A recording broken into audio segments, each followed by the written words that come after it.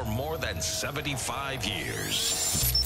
Ito po ang Presidential Broadcast Service. Pakinggan, panoorin, agaran in real time, o balikan sa pag-scroll up and down. Mga balitang dapat malaman, impormasyong tunay at napakikinabangan. Saan ka man, sa buong kapuluan. Babangon sa bagong sigla. Kababayan, kasama ang social media. Powered broadcaster ng bagong mamamayan. Tapat sa pag-uulat. Ito po ang Presidential Broadcast Service sa Metro Manila. Radyo Pilipinas 1, 738 AM. Oras sa buong Pilipinas, alas 3:03 ng hapon.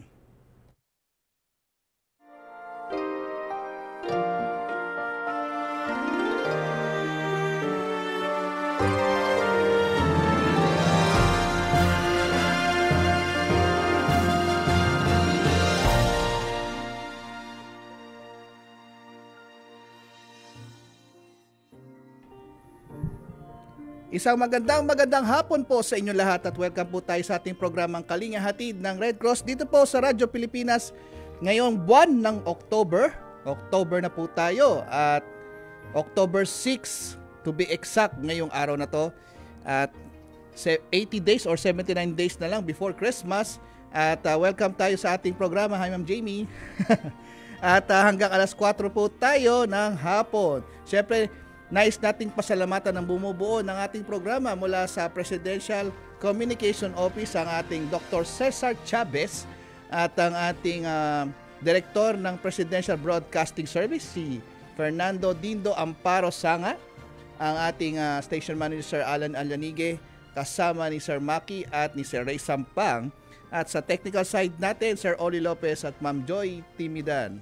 Siyempre sa Philippine Red Cross ang ating Chairman and CEO Richard J. Gordon kasama ng ating Vice Chairperson, Governor Corazon Alma de Leon at si Dr. Gwen Pang, ang ating Secretary General, kasama ng iba pang Board of Governors at mga Chapter Administrator at kanilang Board of Directors sa mahigit 100 chapters natin nationwide.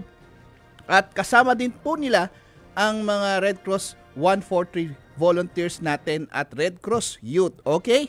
At tayo ay napapanood for the box 43 to 45 at saka Digibox at tayo ay napapanood din also sa Facebook Live Kalinga Hatid at sa Radyo Pilipinas FB page. Paki-like and share po sa mga nanonood para po malaman natin at mapapakinggan nyo, matutunan ang mga talakayin natin hanggang alas 4 po tayo ng hapon. Mag-comment po tayo at syempre tayo napapakinggan sa Radyo Pilipinas 738 kHz. Okay, hindi na natin patatagalin pa.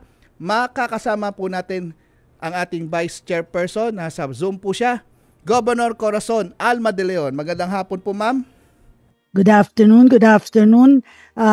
Sisimulan natin to with a prayer for the nation na dati nagpapadala si retired Chief Justice Hilarion Davide Jr. Pero gagamitin natin yung isang prayer na ginagamit din namin sa isang radio program. Apo. Lord, let me be the change I want to see, to do with strength and wisdom all that needs to be done and become the hope that I can be. Set me free from my fears and hesitations. Grant me the courage and humility.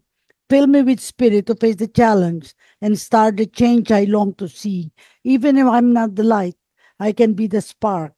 In faith, service, and communion, let us start the change we want to see, the change that begins with me. At tamang-tama, ay nandito na yung dalawang guest natin. Isa ay si Mr. Sahabudin Giduan, Social Welfare Officer, Mental Health and Psychosocial Support Focal Point, PRC Welfare Service of the National Headquarters, and of course, Smiley Manalo, Focal Person of Welfare Services, PRC Cavite Chapter, Silang Branch. Pabatiin muna natin sila. Go ahead, Sahabudin Giduan. Yes, maraming salamat po, Ma'am Corazon po, for having us here po sa ating talakayan ito, no. And this is very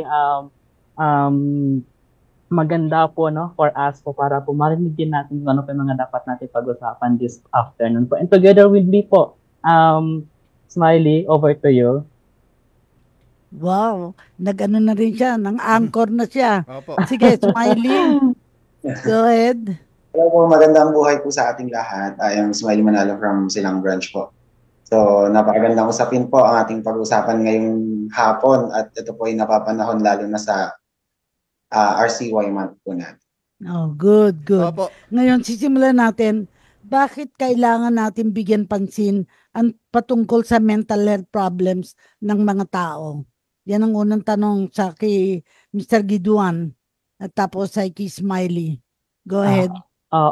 Thank you so much po Ma'am Corazon po this October po is actually a World Mental Health Day month po and this coming October 10 Bakit kailangan natin bigyan pansin ng patungkol sa mental health problems ng mga tao? Well, usually po in Philippine Red Cross, especially po in our services po the welfare services, one of our program po is itong mental health and psychosocial support. So pag sinabi nating mental health po mental health po is just as important as physical health po Addressing mental health problems po is very crucial po for as an individuals over well-being po kung mag-invest tayo in terms of mental health po nakakatulong po ito sa mga individual na makamit ang mas palusog at mas masayang buhay kung nakapagpapatibay din ito ng mas malalakas at mas resilient na komunidad po That's why in the Philippine Red Cross, especially po me as a focal person po ng Philippine Red Cross for Mental Health and Psychosocial Support, I really urge po everyone to really promote po pag-usapan learn about mental health and psychosocial support. Kaya mahalaga po ito sa atin. Thank you very much, Smiley. Paliwanag mo naman kasi sa Cavite chapter ka, ano-anong mga common mental health problems na inyong napapansin na sa mga pinupuntahan nyo sa pinupuntahan ng Philippine Red Cross? Smiley? Thank you so much po. So, dito po sa ating Cavite chapter, Philippine Red Cross Cavite chapter, sa mga pinupuntahan po namin, madalas naming nakikita yung mga tao nagpapakita po ng senyales ng stress, lalo na po nitong mga nakaraang sakuna dito sa Bacoor, Cavite. Lalo na sa mga lugar na apektado ng sakuna. Yun po. And syempre po, pati po dito sa Tagaytay, at alam naman po natin na medyo nag-aalboroto po ang taal ngayon. May mga taong nahihirapan sa progreso ng kanilang nararanasan. Kaya po, kailangan nila makaranas or magkaroon po tayo ng agarang suporta sa kanilang emosyonal at mental na kalagayan. Ang stress po kasi ay isang natural na physical at emotional na reaksyon ng ating katawan. Mga hamon o pangangailangan natin. Nangyayari ito kapag ang isang tao ay nakakaranas ng sitwasyon o pangyayari na ikinakagulat natin lahat o kanyang ikinakatakot. Ang stress ay nag-uudyok kalimitan sa atin or yung tinatawag nating fight or flight response ng ating katawan, na isang paraan ng paghahanda upang harapin natin yung mga nakakaharap nating problema o iwasan yung banta.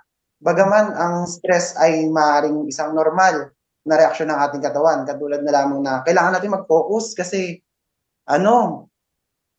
may gagawin tayo, kailangan na agad matapos. Minsan naman or sobra-sobra yung ating focus, nagdudulot na siya ng stress, yung nagiging negatibo na yung epekto sa kalusugan natin at pangkalahatang kalagayan ng isang tao. Sa inyong pag-aaral naman, nasa anong edad at kasarian ang kadalasan na bibigyan natin ng psychosocial first aid? Both sa inyo, sa Budin at saka Smiley. Yes, once again po, magandang hapon po sa ating lahat at sa mga tagapakinig natin. Base sa karanasan po ng mga volunteers natin and staff at bilang ako po, bilang isang MH Spaces Focal po ng Philippine Red Cross po, madalas po na ang mga bata at kabataan mula edad na 7 years old po hanggang 18 taong gulang po, ang nagbinibigyan po ng psychological first aid po o yung tinatawag natin na PFA, pati na rin po yung mga nasa tamang edad po ng mga kababaihan. Lalo na kapag may crisis po na nangyayari or trahedya, gayon pa man po, lahat ng edad po, kung ating pong titingnan po, ang psychological first aid po is wala pong pinipili na edad. Kahit sino po, wala pong pinipili na gender, kahit sino ka po, kahit anong klase ka, you can receive po psychological first aid. And mahalaga po na lahat po tayo, no, bilang isang individual po, marunong tayong magbigay ng psychological first aid. Tandaan din po natin na hindi lahat ng mga taong nakakaranas ng stress po, no, maganda po na ibigay po ni Smiley po kanina po yung overview po ng stress na tinatawag natin. At tandaan din po natin na hindi lahat ng tao nakakaranas po ng stress ay gustong makatanggap ng psychological first aid. Yun po. Smiley, ikaw naman, sa karanasan ninyo sa Cavite branch, Cavite chapter. Ayun po, magandang hapon po ulit. So ayun po, katulad po ng sinabi ni Sir Sab, so ganun din po, lalo na po dito sa may Bacoor. So kalimitan po ang ginagawa po natin sa mga bata, nagkakaroon po tayo ng mga child-friendly space na tinatawag po natin. Ito po ay isang paraan po natin or pinaglalaro po natin sila doon sa specific area po para medyo makalimutan nila yung kanilang ginagawa. At syempre po, yung child-friendly space po ay nakakatulong din kung sakali man na nare-recall nila yung kanilang mga napag-aralan nung sila ay pumapasok pa sa eskwela. Alam naman po natin na kapag may sakuna po, ang mga bata ay lumilipat sa mga evacuation site. So ang ginagawa po natin sa kanila ay tinuturuan po ulit natin sila, pinapaalala at binibigyan ng mga bagong kaalaman na maaari nating maibigay. Ayun po. Sa inyong pakikipag-usap sa mga biktima, ano-ano ang magiging sanhi ng kanilang dinaranas na depresyon o pagkabalisa? Na-mention nyo yung mga typhoon victims o katulad ng sa Taal, yung nangyayari doon. Pero siguro paliwanag ninyo kung paano nakakarating sa Red Cross yung mga biktima na yon. Sa experience ninyo. Yes po. Sige po. Ang mga biktima po ng sakuna o krisis po, no, ay madalas na nagkakaroon po ng pagkabalisa po, kaya po nabanggit natin kanina, when there is a disaster, emergency situation po, no, yung biktima po, yung mga survivors natin, they are the one po na nakakaranas po ng nung stress po o yung mga tinatawag kung hindi na-handle yung stress na yun, that can lead to depression po, no. At ito ay dapat na mabigyan natin ng pansin po, kung ano ba yung mga dapat natin gawin, ano yung mga action natin, ano yung mga response natin on that po, no. Number one po na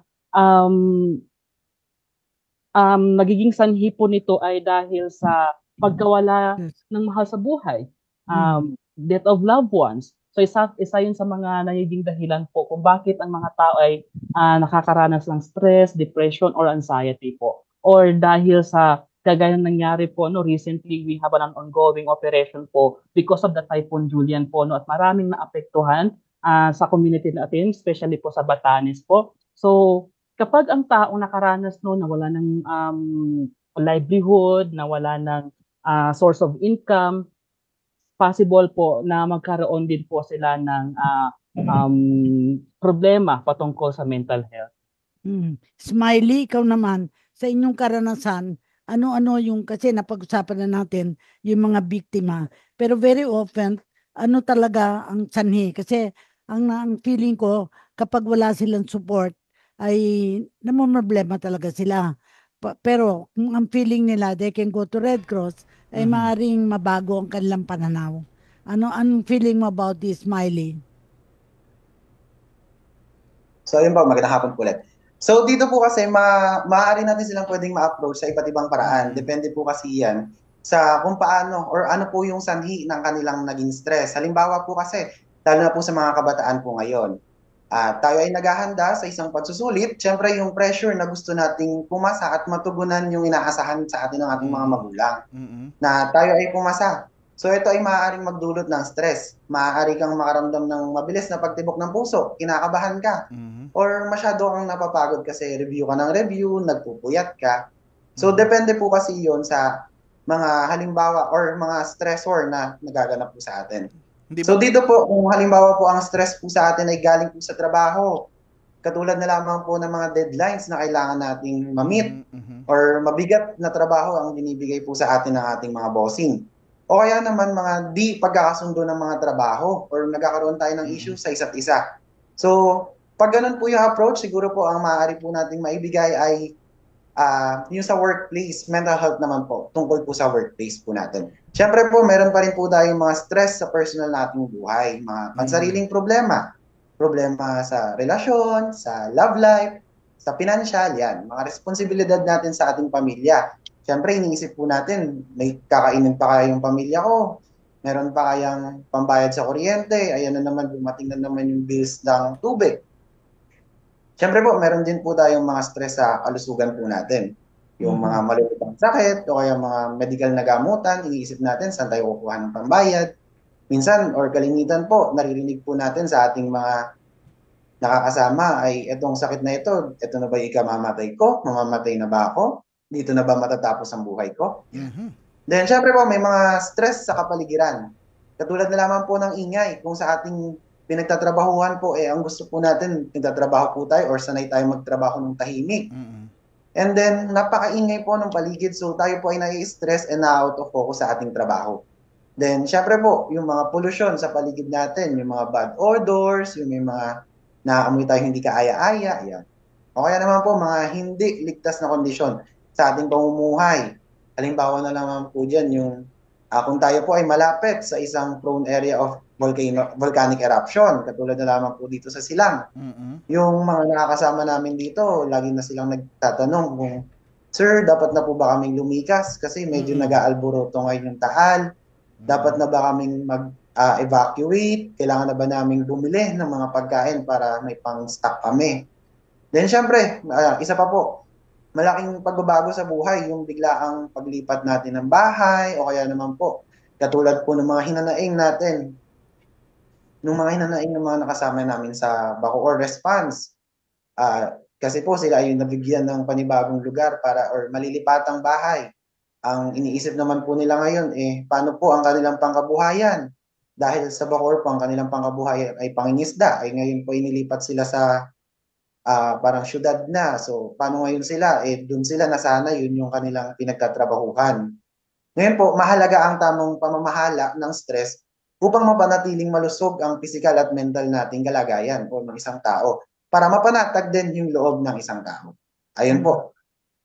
Siguro naman mahalaga yung paliwanag natin ano naman ang programa ng Philippine Red Cross para maiwasan o masolusyonan o lumala ang problema tungkol sa mental health. Kasi naalam natin na para bang iba wala ng pag-asa ang feeling nila. Pero when they come to Red Cross, nakakaroon ba sila ng feeling na pagbabago, pananaw na matutugunan nila yung kanilang problema? Ikaw sa Habudin, anong Yes po. karanasan mo? Pag Opo. nakita ka ba, bilib sila sa'yo dahil gwapo ka? Sige po, Ma'am Torna. Sa ngayon po, no, ang marami pong programa po sa Philippine Red Cross po, no, especially po under sa Welfare Services po, patungkol po sa mental health and psychosocial support po. Para ito maiwasan, masolusyonan po, no, na mas lumala pa yung mga nararanasan ng mga tao or individual in the community po, na lalo na kapag sila ay na-disaster or nasalanta ng bagyo, no. Ang Philippine Red Cross po, no, ay may iba't ibang programa po sa kay mental health tulad ng psychological first aid po. We offer training po, no, sa mga volunteers natin and staff po, no, kung paano magbigay ng psychological first aid. Ang psychological first aid po is mahalaga po ito. Napakagandang intervention po para po maiwasan o mas lumala pa yung mga nararanasan ng mga tao nakakaranas ng stress, para hindi po mapunta sa depression or anxiety. Ang PRC din po, nagbibigay rin po o yung tinatawag natin na psychosocial support po para sa mga staff and volunteers natin, sa mga employees natin, no? Tinatawag namin ito siya psychosocial support for humanitarian workers. So in fact po, no, in this year po na World Mental Health Day celebration po, no, itong programa po ni Philippine Red Cross na psychosocial support for humanitarian workers po ay very in line po sa tema natin ngayon. So which mamaya po pag-uusapan natin yan. Meron din kaming activity po, programa po para sa mga bata, yung nabanggit po ni Sir Smiley po kanina na child-friendly space activities where we provide this to children po, no, especially in an evacuation center na kung saan ma-feel nila na ligtas sila, na hindi sila nag-iisa sa isang community, na regardless na kung ito man ang naranasan nila, biktima sila ng fire or any kalamidad po na nangyari sa community nila, mayroon tayong lugar na kung saan pwede sila maglaro, mag-aral, at yun ang tinatawag natin na child-friendly space activity po. Smiley, sa ano naman, sa Cavite naman, sa inyong karanasan, yung mga kadalasan na problema naman na nangyayari kasi na-mention mo yung tungkol sa eruption ng volcano, pero in the case of Cavite, wala naman kayong volcano dyan, pero siguro yung mga tumatakbo galing Batangas ay napupunta sa Cavite, di ba? Ikwento mo ngayon karanasan ninyo dyan. So, bali, ayun po. Magandang hapon po. So, dito po kasi, medyo malapit po kasi yung ating office dito sa office po natin sa Silang Branch. Malapit po yung Taal. So, parang isang bayan na lang po ay Tagaytay na po. So, ang ginagawa po natin dito, lalo na dito po sila tumatakbo.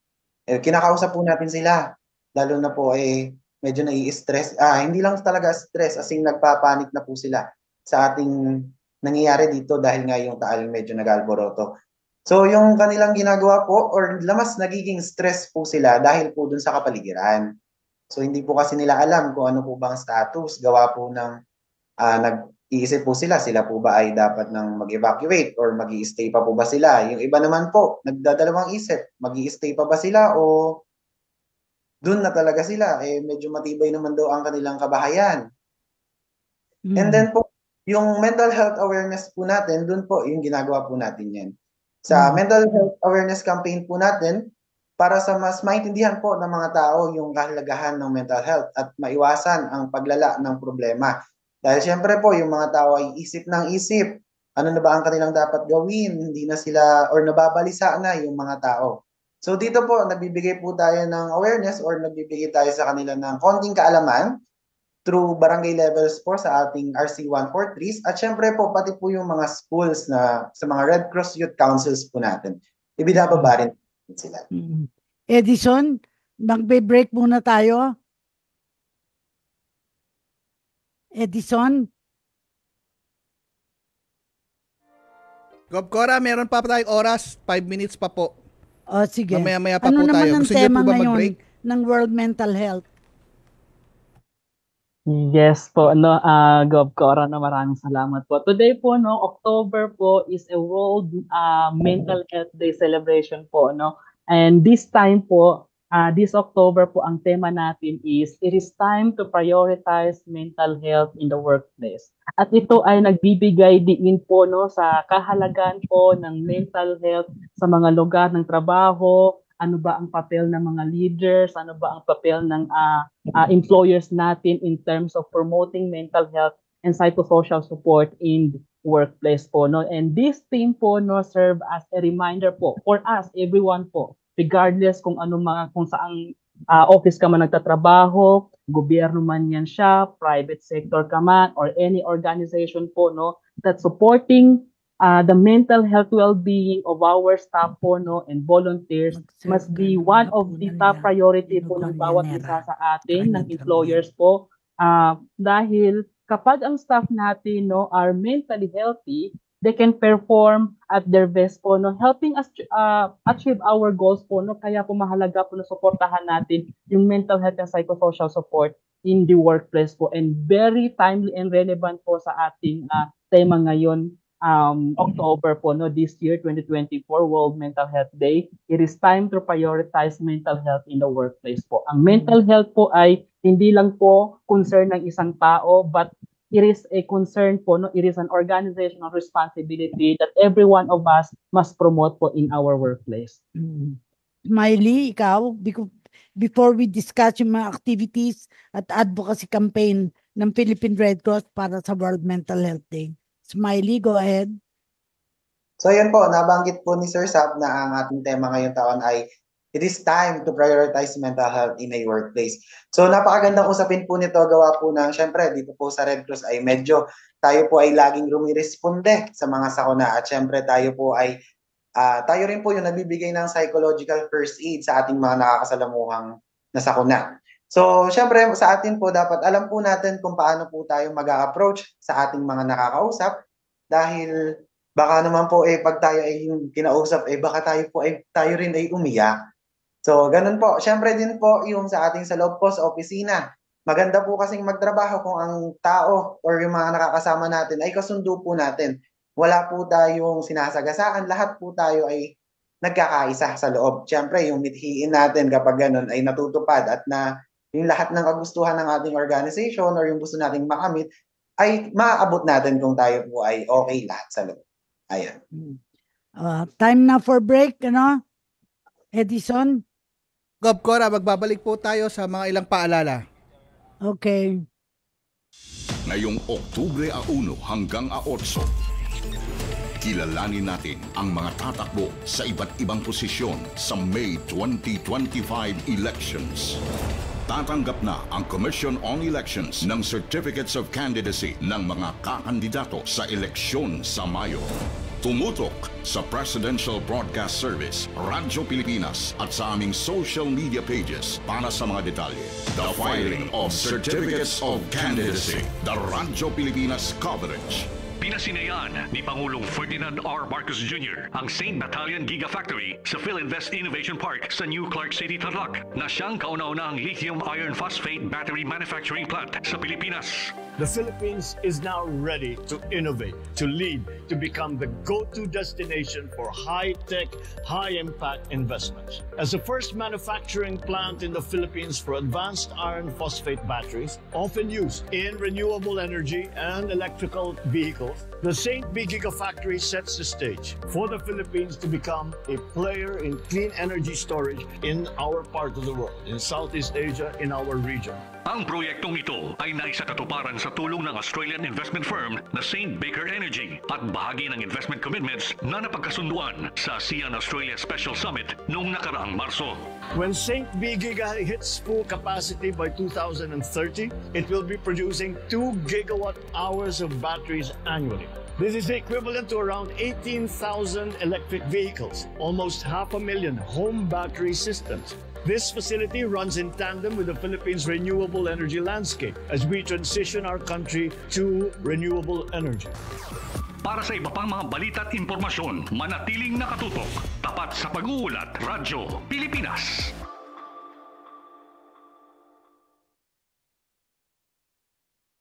Okay, nagbabalik po tayo sa ating programa ang Kalingang Hatid ng Red Cross sa Radyo Pilipinas. At sa ikalawang baghagdan na po tayo ng ating programa. At syempre, kasama po natin ang mga taga-welfare service na isang national headquarters, si Mr. Sahabuddin Giduan. Siya po ay taga-welfare sa pamumuno po yan ni Ma'am J.Lo Morigo at si Sir Smiley Manalo ng Philippine Red Cross Cavite Chapter Silang Branch. Yan, syempre, under yan ng kanilang administrator na si Ma'am Adele Castillo. Okay, Ma'am Governor Cora? Yes. This time, ang focus natin, who is Sahabuddin Giduan and who is Smiley Manalo. Kumbaga gusto natin bigyan ng pagkakataon na hindi lang sila talking about the programs, but let us get to know the people of the Red Cross. So, ang unang tatanungin natin ay si Sahabuddin Giduan, gaano katagal ka na sa Red Cross at ano yung natapos mo bago ka nakarating sa Red Cross? Where did you work before at kailan ka nag-join ng Red Cross? Tell me about yourself para marinig ng mga tao sino-sino ba yung mga nagtatrabaho sa Red Cross. Go ahead, Sahabuddin. Obviously, you are what, Muslim? Are you Muslim? Yes po, Ma'am Cora po. And where are you from? Yes. My province po is in Cotabato City po, no.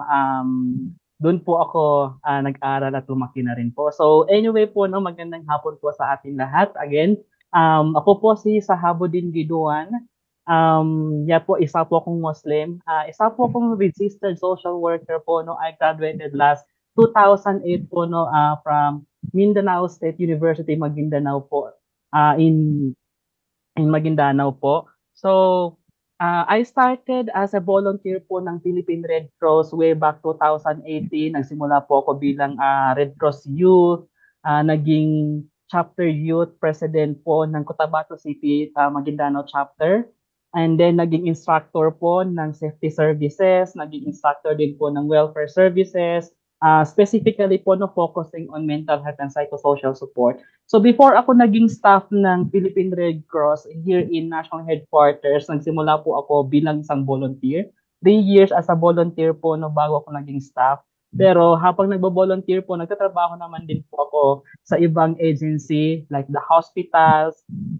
Isa po sa hospital na pagtrabahuan ko in Cotabato City is yung Cotabato Regional and Medical Center. So I work as a medical social worker po sa institution na yon, and then nagtrabaho sa PhilHealth bago naging regular staff po ni Philippine Red Cross. And now po no, I'm handling mental health and psychosocial support program po ng Philippine Red Cross, providing technical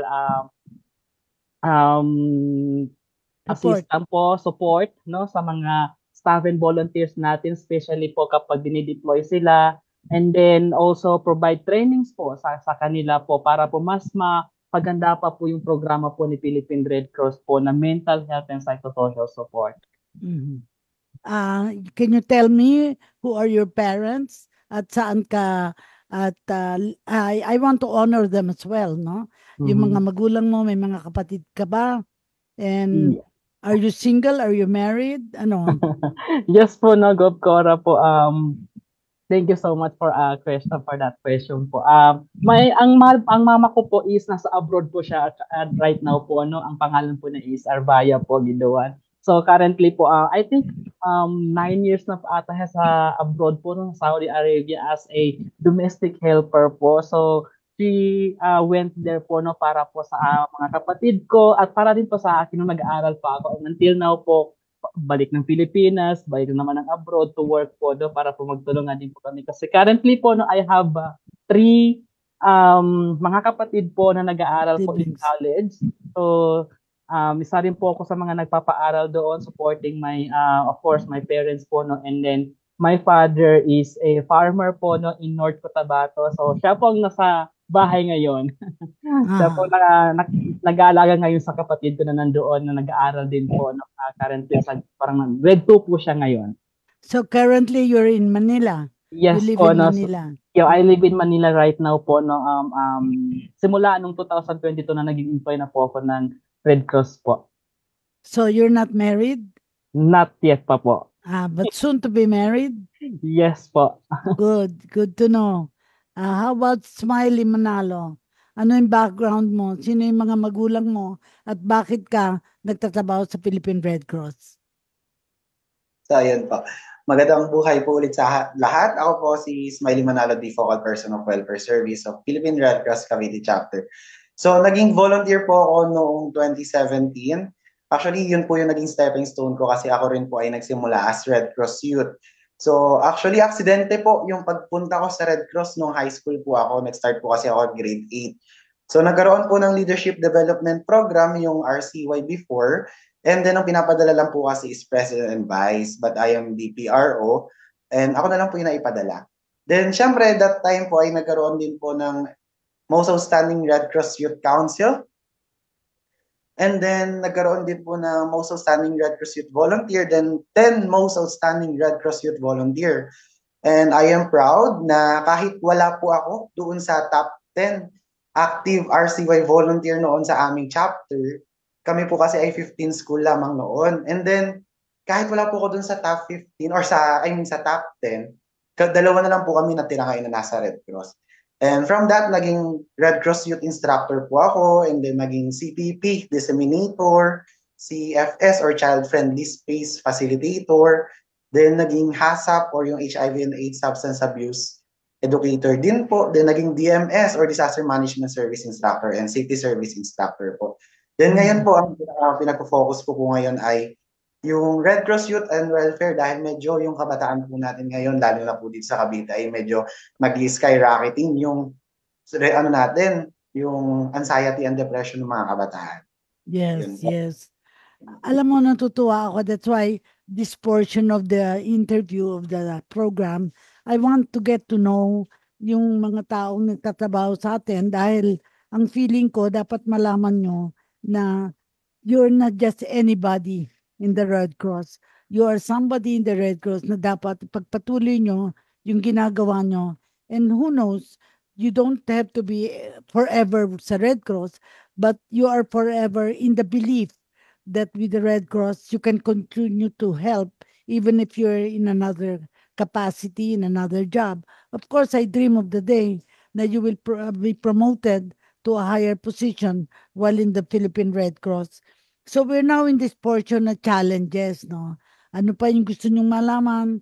Ano pa yung challenge na gusto nyong matutunan? Are you willing to learn more? And of course, maybe even to go abroad to learn more skills. Ano yung masasabi mo dito, sa Abudin? Ano pa yung gusto mong mangyari sa buhay mo? Yes po, Gov Corona, there's a lot of things that I really want to learn po, no, especially po, no, in developing my skills, my knowledge po, no, and Philippine Red Cross po has been one of my parang stepping stone ko po sa buhay ko po, no, to develop these skills po, especially po in this kind of engagement po, no. Malaking tulong po ito siya. And of course po, hindi po tayo nagtatapos sa ganito lang siya, no. Hindi lang po tayo nag-end sa kay Philippine Red Cross. But of course po, we really want to see ourselves po, no, na hindi lang po tayo dito sa ganitong klaseng area, in this corner, but looking forward for more collaboration with the other organization, especially po in the Philippine Red Cross, yung national societies. Well, of course po, no, in my case po, I already went abroad to have trainings, but tumitingin pa rin po ng another opportunity po, especially po inside this organization.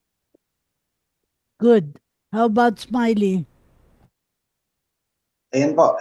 So as of now, ma'am, parang ang gusto kong mangyari syempre ay makapag-board exam kasi po kung ano po, ako po ay BS midwifery but hindi pa po ako nakakapag-board exam. Syempre yun po yung unang nilulook forward ko, syempre para maging proud din naman yung Red Cross sa akin. Lalo na kaya dito rin po ako nagtrabaho naging scholar po kasi ako or meron po kasi kaming BOD na may-ari ng isang school. Then naging scholar po ako ng school na yun dahil sa BOD po natin. Syempre ako po ay nagpapasalamat sa Philippine Red Cross. Kung hindi dahil sa Red Cross ay hindi po ako makakagraduate. Ayan. Syempre po looking forward din po ako na mas makakuha or nagtitingin po ng another position na mas mag-fit dito sa loob ng Philippine Red Cross. Syempre po, buhay ko rin po kasi or yung parents ko po kasi, ano po kasi sila ma'am, single parent po yung aking mother. So meron po akong 2 kapatid. So tinutulungan ko po si mother na maitaguyod sila kahit pa simpleng bigay man po or maliit na bagay na pera ang maibigay, nakakatulong din naman. So yun po. We all have stories to tell. We all have our own, experiences na maaaring makatulong o nakakabigat, no? Katulad ka, ang mother mo, single mother, and you acknowledge it, and you have brothers na you will also help support. We all face different problems. We all are offered also different opportunities. So ang mahalaga na isipin ninyo is a future. What kind of a future do you want to have? Certainly in the Red Cross. Ano pa yung gusto nyong makitang magawa ninyo while in the Red Cross? Because I think this portion of our interview is a future you want to have in the Red Cross. Skills that you want to learn that will enable you to be to better function, to be more prepared to face greater challenges. Siguro, given all the services of the Red Cross, ano pa yung gusto nyong ma-experience, matutunan, para you will be all around in terms of opportunities sa Red Cross? Go ahead, Sabudin. Yes po, that is actually a very great opportunity po na malaman natin, ma-experience natin yung different services, different program po ni Philippine Red Cross. Well, in fact po, we have a lot of services po we offer from the disaster management, blood services, RCY, volunteer service, the WASH, and For me po, no, sa kay welfare services po, no, I really want to explore pa kung ano pa yung mga posibilidad na pwede namin gawin sa kay welfare services, especially po sa kay mental health and psychosocial support. Maybe we could explore more po, no, in some activities po ni welfare, especially po sa programa ko po. So yun po yung mga gusto kong malaman po. Yung gusto kong i-develop pa sa akin po, no, in terms of developing our program po na kay mental health and psychosocial support. Dahil nakikita ko po ito na ang MHPSS po is napakahalagang programa po, no, in any organization, in any offices po. So I really want to focus this program. Ikaw, Smiley, happy ka ba sa Silang branch? Kasi that's part of Silang branch is part na ba ng Cavite to? Part ng ano? Cavite. Dapat Cavite there's po yan. also Cavite branch. Correct. Oo. Anong masasabi mo if you were to say, kasi ang chapter administrator nyo, can you describe your chapter administrator? Si Ma'am Adele Castillo, yung smart lady. Can you describe ang kanyang kagalingan, ang kanyang kabutihan para naman we can honor her through this program? Opo. So ayan po, yung aming chapter administrator po ay si Ma'am Adele or si Ma'am Adelina B. Castillo. So ayun po. Used to be with Pasay. She used to be with Pasay chapter. Yes, naging Correct. guest na natin siya. Opo. So ngayon po, nandito na po siya ngayon sa Cavite. Lumipat na po siya sa amin. So yun po, in terms of leadership naman po ni Ma'am Adele ay napakagaling niya po mag-handle ng mga manpowers po natin, katulad na lamang po ng volunteers and staff.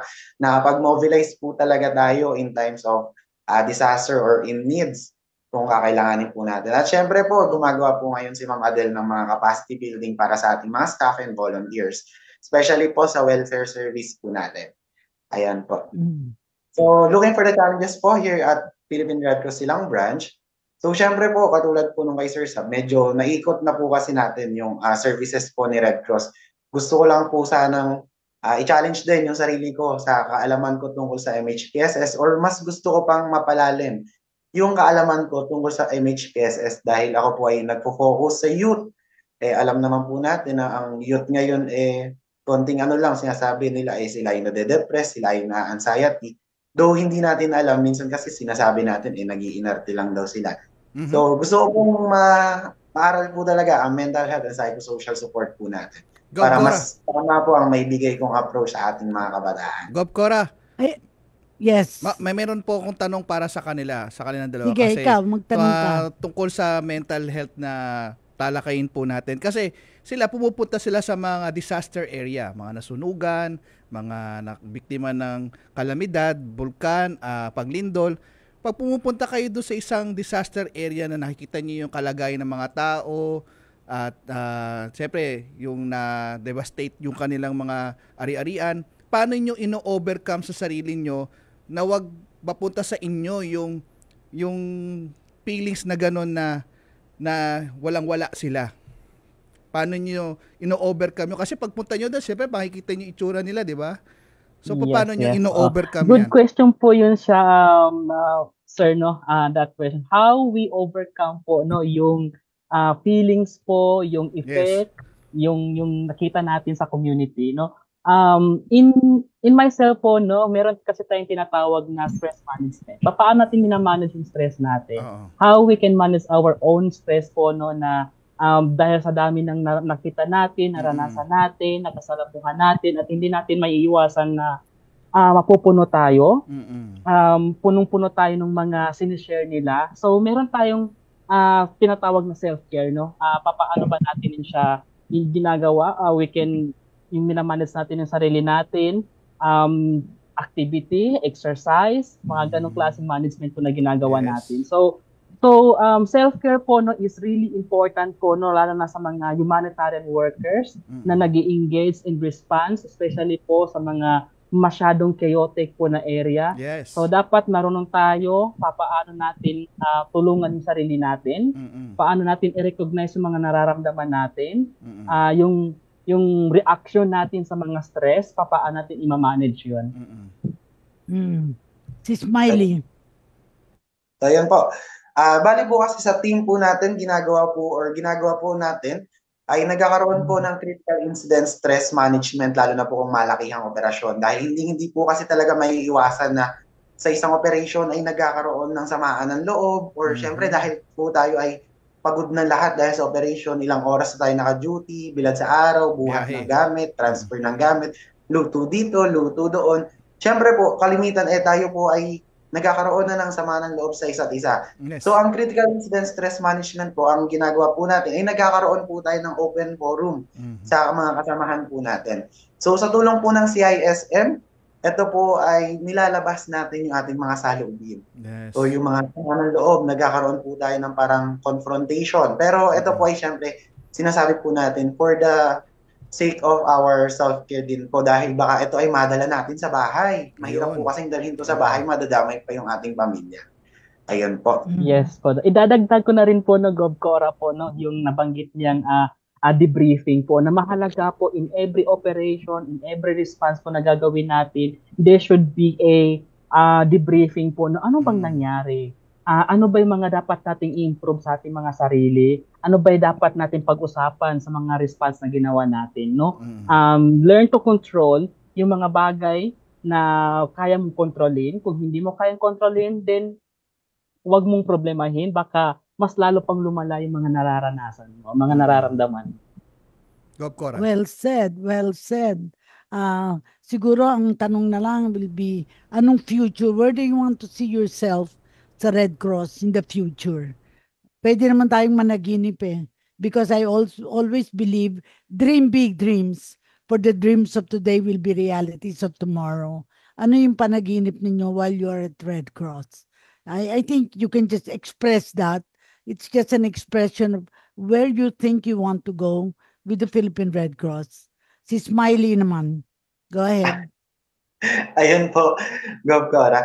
Bale, syempre po, ang pangarap ko po talaga dati ay maging isang branch head din po. Tayo po kasi ay nagsimula bilang volunteer.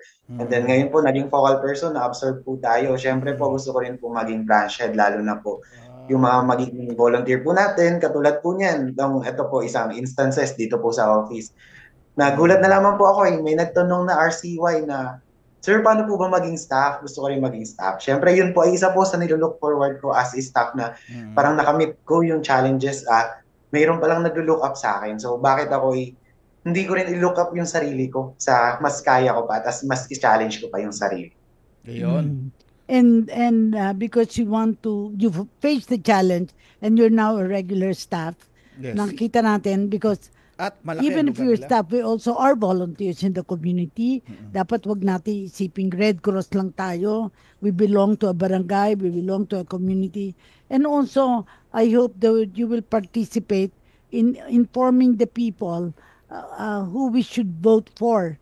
Kasi pag hindi sila naniniwala sa prinsipyo ng good governance, dapat siguro sabihin natin wag iboto yung mga taong hindi naniniwala sa good governance. Mahalaga yun Opo. So, Tama. siguro magpa-final words na tayo, no, Yes Edison? po, Gov Cora. At siguro sa final words po natin sa mga guests, pakisabi po ang mga activities ng inyong ng chapter at saka ng national para sa... For this mental health, Opo, okay. Unahin natin si Sir Smiley. Tinanong na ni Edison, siya ang magsa-summarize. Go ahead.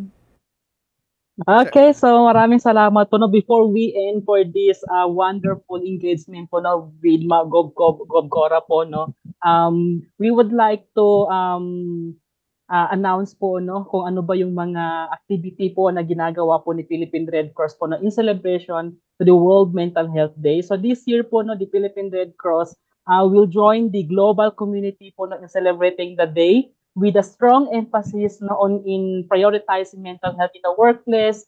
So we have 3 objectives po, no, sa celebration na ito, and that is to raise awareness of the critical importance po, no, in terms of mental health in the workplace, address challenges, and promote practices that support employee well-being. Well, in fact po, no, we launched